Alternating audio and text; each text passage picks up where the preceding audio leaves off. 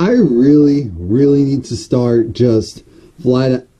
I need to show do like a reaction video of how I am while watching these shows, because that's way more entertaining than I could ever deliver during a review. But first things first, so I have my results from the whole audio issue. I'm just getting another camera. This camera isn't even a year old. I mean, I don't like to wait for anything, so to send it back for them potentially to fix a problem, no. I'm just getting a new one, and I didn't actually have to pay for this one, so I'll just chuck it to the game, get another one, same brand. It's another GoPro. It's a GoPro Hero 6. Costing me a nice little penny. Hopefully YouTube gets it together and stop flagging stuff, so I at least can cover the cost for all that. But I want you guys to know, quality above all. So there it is. Next week, things may look a little different, hopefully even better than they do now. It'll definitely sound a lot better. If not, oh. Anyway, so please like, comment, subscribe. My name is Romie. This is my review for Scandal. I actually fell when I saw the ending of this episode. Not joking, not being well, that was dramatic, but I fell when I don't know why I was standing when that happened. I mean, Olivia's always getting caught off guard, and that's what I think I enjoy the most, to see how she responds when she's caught off guard. So this episode starts. Did I just make a bubble? Gross. Anyway, it starts off with, we hear "push it," and I'm here thinking why, and Olivia's with her reporter dude. And look, he doesn't deserve to have his name be known yet. We'll see how long he sticks around. So Olivia's with her reporter dude, and he's making this joke about how, maybe I can go and be your main. And essentially, she's like, look, you're here to be my side. Whenever I need something to distract me from when the president's doing something that gets on my nerves or anything else, I call you. So that's where he is. I appreciate her doing that. There's a tour of the White House today. There's an area where it's sectioned. It's technically sectioned off, and I guess because it's the White House, no one is going to go in there. But I'm thinking, really? You can't put a little something? This is just the honor system? Please, what honor? Anyway, we see her talking to Cyrus, and Cyrus is over it. Cyrus is like, remember when we used to be friends? I'm thinking, you were always friend to me, so try again. Remember when we used to be friends, and we could actually just talk, not this whole formal stuff? And I'm thinking, weren't you just over it the last episode because you felt like your job and duties weren't being taken seriously? So now Olivia tells him there's this donor, and Cyrus doesn't like the donor. He doesn't care that he's liberal and all that. He cares that this guy's very informal. He doesn't really fit into Washington, and that his personality is, I guess, less to be desired by Cyrus's standards. So Cyrus, this guy paid a lot of money to go and sit next to Cyrus, so he's gonna have to deal with that. Abby is trying to figure out from David Rosen how they can get Quinn Perkins and Associates into that, so that they can go and get some high profile clientele. And because there's this state dinner being thrown for the Pastrani president because they're trying to broker peace. Abby does it. She's able to get them 4 tickets. Everyone's going. And Quinn's excited. Huck, he's like, dang, I have to talk to people.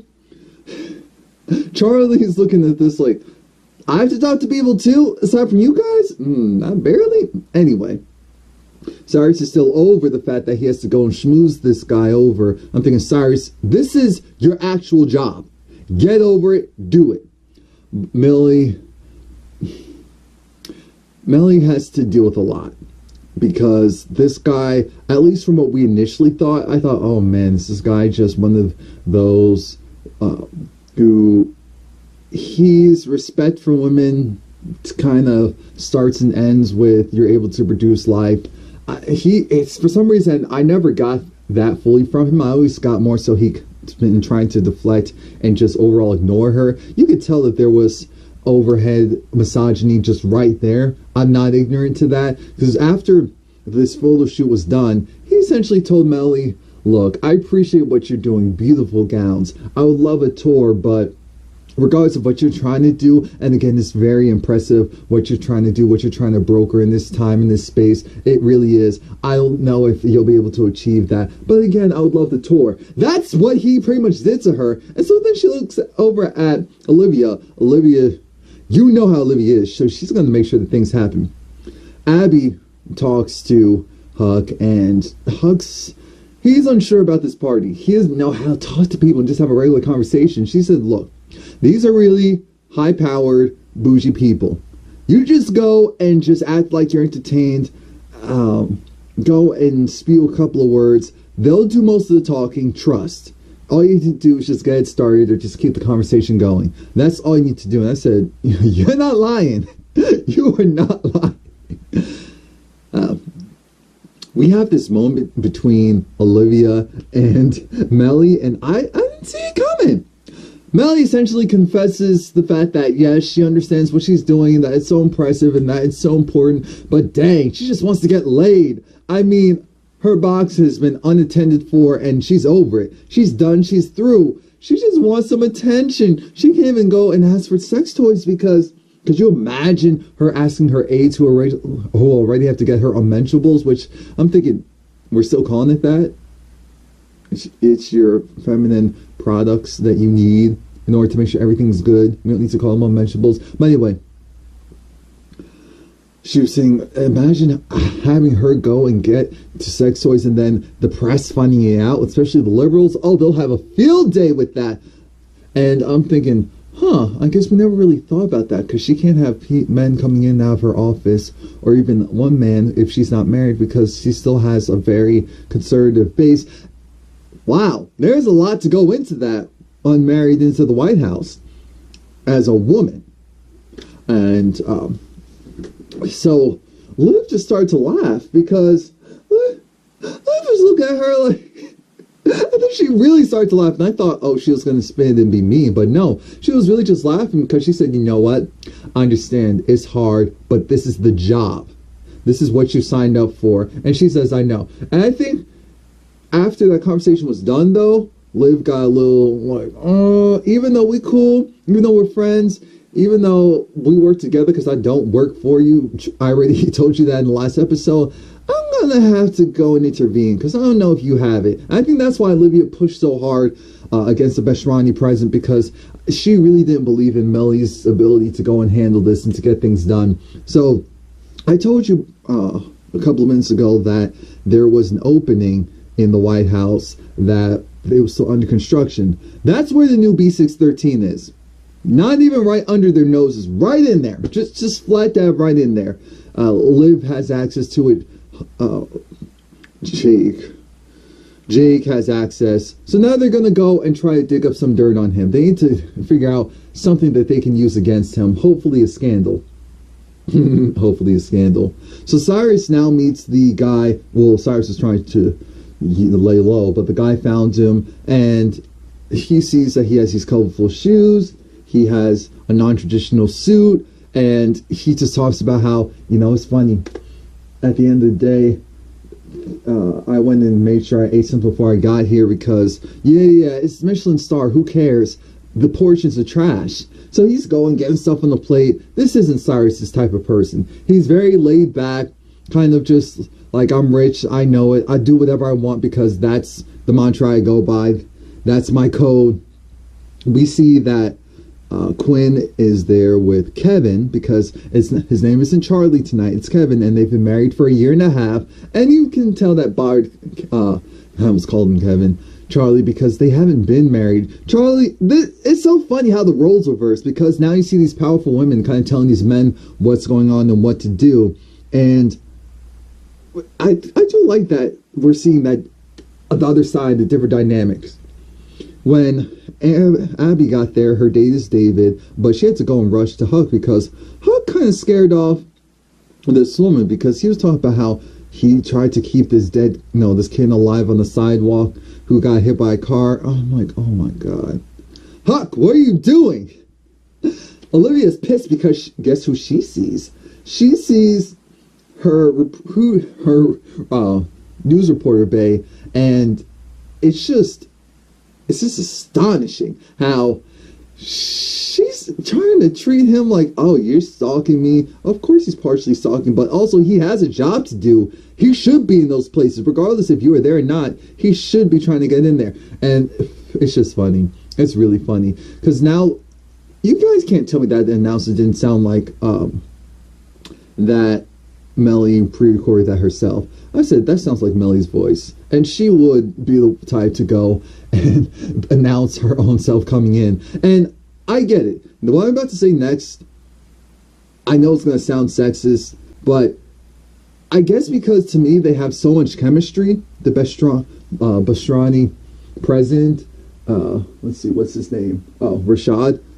So President Rashad, because he has so much chemistry with Mellie, it almost felt like they were walking together as a couple.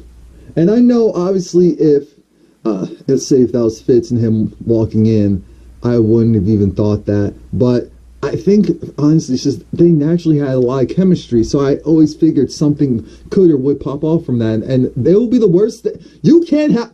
You're warring.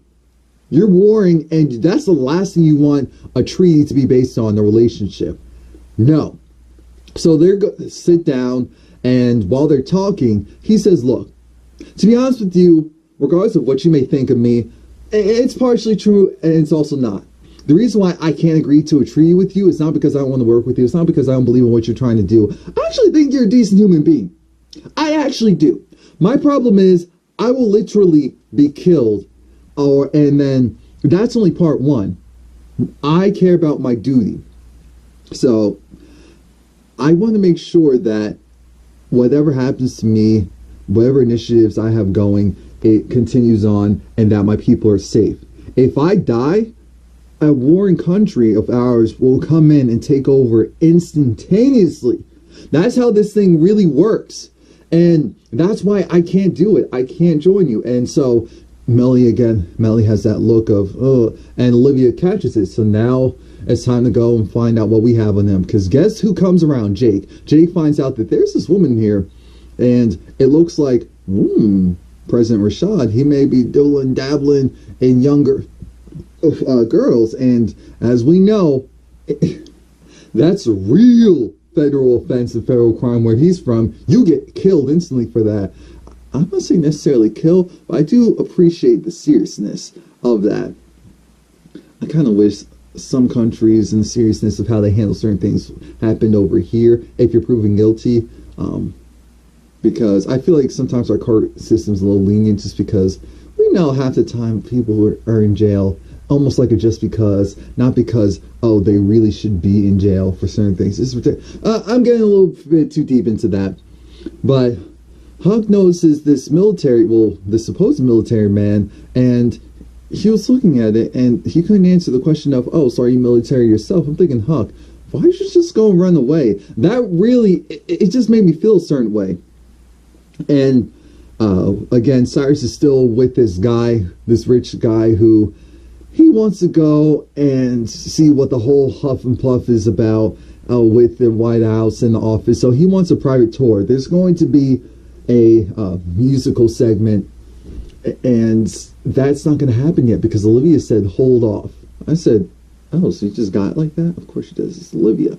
But Olivia then goes and talks to Jake and finds out it's not what you think. President Rashad isn't dibbling-dabbling. What he's actually doing is he's protecting his niece. So Olivia talks to him, and we find out he enrolled his niece into, what was it, Dartmouth, Harvard, one of the Ivy League schools here in the States, so that she could essentially pursue liberal and women's studies. And that's treason where he's from. So Olivia realized, wow, you're actually on the right side of things. And look how amazing it would be if you could stand with the first president of the United States and really make change and do it for your niece. That would be amazing. He said, you know what? You've been dibbling-dabbling so much, and it actually goes to show what I've always felt at the end of the day about you and your country and how you operate things. You guys do things in the shadow, all this blackmail to get things accomplished. You threatened my brother's son. No, you threatened my brother. So threatened my son, and now you threaten my brother's daughter. I'm done with you. I'm done. And then that moment I said, it's what you deserve. Because even though I love Olivia, I also love when she finally gets the air knocked right out of her sails. I hope that saying isn't like some 1950s domestic violence type of saying. Because, I learned, what was it, like last year, that the rule of thumb is... So I'm not using that anymore. But yeah, Olivia, that whole pompous, I enjoy that immensely. But you always need to get grounded. I'm glad in episode 2 that happened. Oh, pressing the flesh. Yeah, that's what we call it. And so now Olivia's shook. She's shook because she just messed up and things can go to the left. Cyrus gets pissed when this guy, he's sitting in the president's chair. He's saying, oh, I thought it would have been bigger. And he said, you know what? Maybe you can help me become mayor. Actually, no. Maybe you can help me become president. Maybe mayor's just too small. He talked about how he makes, what was it, $17,000 a minute. So he makes $1 million an hour or something crazy like that. Was it an hour or a day? No, I think maybe it was a day. And he bought a painting for $125 million. He didn't even know the meaning or significance of the painting. He just knew that, it's probably something I should have. And so Cyrus already gets this guy's overall character. And then this guy was even saying how, maybe you could work with me and make me president. First of all, he's barking up the wrong tree. Cyrus isn't going to make anyone else president ever again. Let's make that very clear. 2, Cyrus... he takes this seriously. So anyone who comes around here and acts like this is a joke, because that's what he's saying. This is a joke. You make all this money, you have all this stuff, you have paintings that you haven't realized the significance of it, and it changed the modern era of, art, and you just throw your money around. You don't really care about much of anything. You just care about how things make you feel in the moment. So someone like you, I would never work with you or work for you. And so then the guy said, oh, I understand. And he walked away. Now, Cyrus thought that he's screwed up because then he started to try to apologize and the guy already left. And I said, no, Cyrus, that's how you talk to people like that. What a lot of people don't realize is people who have that type of access and power, they're usually around people who just go and let them do whatever they want. So the one person who stands up to them or at least has an actual opinion, that's the person that they respect. So keep that in mind. Who's that singer? She was singing. That singer was singing. But I knew Shonda was going to do us right by that. David was trying to hold Abby's hand during that whole thing. I get it. That was supposed to be his date. So we do have that. There is a weird moment, though, because Kevin, as he's being called right now, he was upset. And he kind of blows Quinn off. And I'm like, oh, God. I already see where this is going. Cuck, because he snuck his phone in and Abby wants checking on him, and Huck finds out that there's this guy. I was looking at his badge. He didn't have it done correctly, and if he's military, he definitely would have been meticulous with something like that. So then he checked and he said the guy's face is not showing up in the database, and it's not showing up in any of them. So I don't think that guy's military. So that's when I realized, because remember, President Rashad said that him just meeting with the president puts him and all of his initiatives in danger. President Rashad already said that he was going to go and leave after the song because Olivia disrespected him and all of that. So now so now all of them, Abby, Huck, they go to Olivia and tell her, look, we have a problem. There's a guy who's posing as military, and he may not be military. And then we see that same guy convince President Rashad to come into a room by himself because, you'll meet with Madam President. He goes in there. The guy's just like, see, you go and working with these Americans. You're a disgrace, and you're not strong anymore. We're going to have to take you out. And that's when, thank the Lord for... Pope and Associates, because that's what came through the night. The gladiators, they were able to inform Olivia, who got the Secret Service. Jake is good at his job as long as he's only doing his job. So they were able to protect the Bashrani president, and that alone would send a signal like, you know what? Maybe they ain't so bad. You know how it is. So Olivia is asked to leave because he wants to talk to Mellie alone. And he says, to be honest, I've always actually been impressed with you. And my niece, she's really proud that you're the president of the United States. She really looks up to you. And now I really see why. I believe in what you're doing, and I do want to work with you, because this is when he says, you know, I'm not afraid of dying, because she said, oh, you know, I get so many reports of people trying to kill me every day. He said, no, I'm not afraid of dying. I'm afraid of failing here. I'm afraid of not doing right by my cause, by my people. That's what I care most about. And I said, oh, God, someone with honor? What's going on? And so he said, you know what?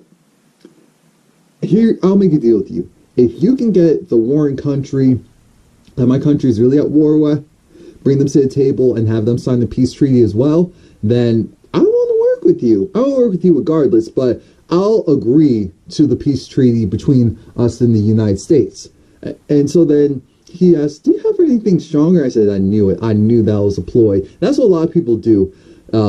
They keep their minds really clear. They drink water till they show her that they're comfortable around you. Then they're like, all right, give me some truth serum. And they start sitting next to each other. Like I said, he's really impressed with her. There's this weird moment where, again, I just felt like they naturally have chemistry. So it looked like they were about to kiss. And I said, Lord, she just told us how much she just wants to get some. Don't do it. Don't do it. And thankfully, she doesn't do it. Thankfully, it just stays where it is. And that's it. That's it. He gets up and he leaves. Huck saved the day, but he feels bad. He felt like, you know, if he realized things sooner, he just doesn't feel like he fits into this whole scene. And Abby's just like, no, because of that, you realize something really important. So just focus on that, dude. So I'm glad Abby's there to help him out, because Quinn's preoccupied. Huck doesn't have Quinn anymore, so he's going to have to rely on someone else for that human interaction. And it looks like that's going to be Abby. So I guess you can stay, Red. I guess you can stay. Abby tells David, look, we are friends. We're nothing more. Let's get that straight. David said, that's cute that you're saying that, but I don't believe you. I don't. I really don't. Ooh, excuse me. And then Quinn has to talk to Charlie, because Charlie's over the fact that, how is it that you want Kevin, you don't want me.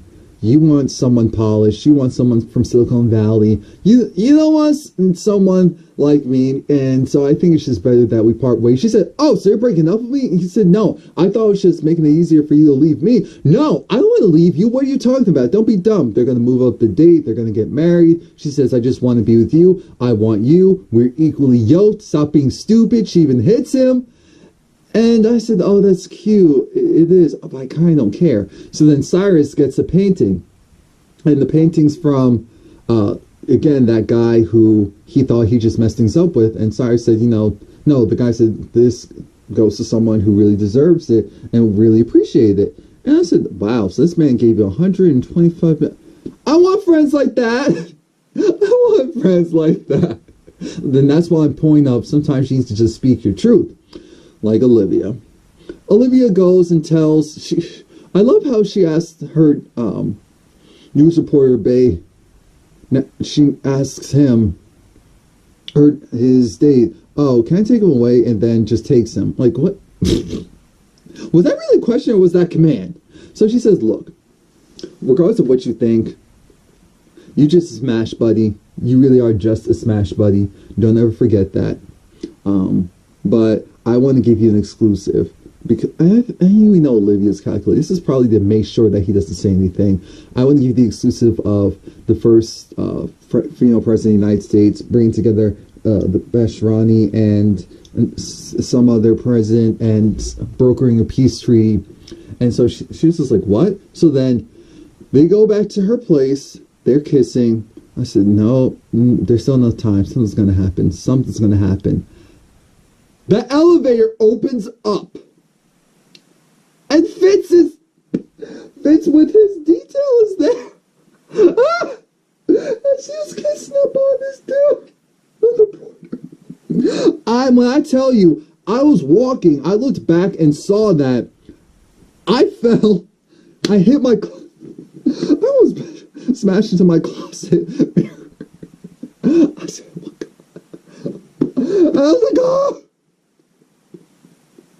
I was like, oh! Next week we're gonna find out where Fitz was. I actually didn't care. I feel like he was doing like a movie and some TV stuff, so but I guess we have like 16 more episodes, so why not? Or 15. So that's it. Please like, comment, subscribe. New camera coming soon. Jesus, I really didn't need to go and spend